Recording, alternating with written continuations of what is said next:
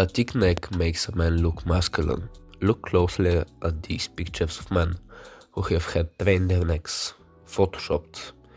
You should instantly be able to tell in which version of the pictures they look stronger and more masculine, just by the thickness of their neck. To me, someone with a thick neck looks like they literally have high testosterone, like they're manly, which is a pretty good look in my opinion. So I've been working on growing my neck. How many guys do you know who directly train their necks? I personally don't know a single one. This leads to some kind of phenomenon where masculine guys who have spent years in the gym but haven't trained their necks actually look pretty skinny if you're looking at their face and necks alone. So I've got a picture here of this guy. Just look at his face and neck. How muscular do you think he would be? Just from this picture, just his face and his neck. If I had to guess, honestly, I'd say he's probably about 160 pounds, probably quite lean, decent size, probably lifting for like 2-3 years.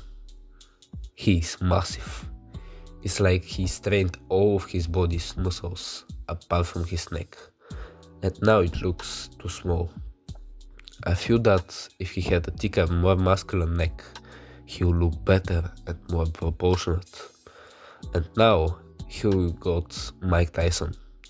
It was actually pretty hard to crop this picture of him because of how massive this guy was just from the picture of his face and neck. You can tell he's muscular.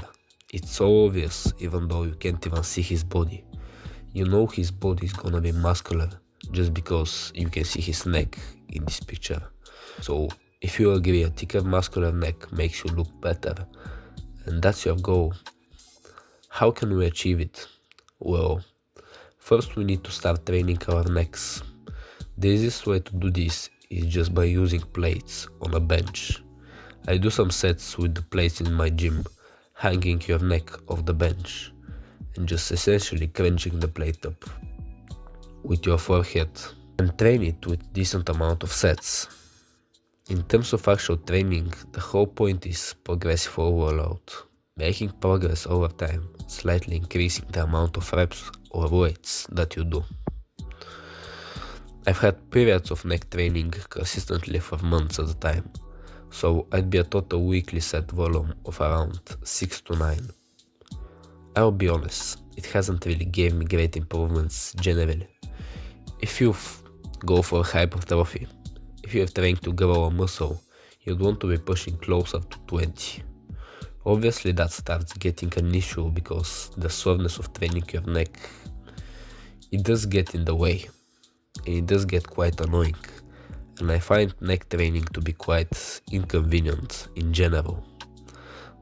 The neck harness has made it quite a lot easier, so I do find myself doing 2 to 3 sets most days home, and I've seen an improvement the last few weeks as well, which is been nice. In short, just make sure you're actually training it. The neck doesn't really get hit that much by other exercises, even though a lot of people do think that training the traps will make your neck look bigger. It probably will, but not by a massive amount. It is its own muscle and it needs its own training. So I would recommend doing some direct training, just like I've said in here, using the plate crunches with your neck or using a neck harness at home. Whatever you find more convenient. I definitely recommend at least looking into this topic more and gaining more knowledge. I found Jeff Nippot's video on neck training really helpful, so I will put a link to that in the description if you want further information on this.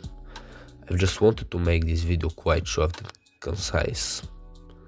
Alright, that's it. That's the simple guide. Peace out, fam.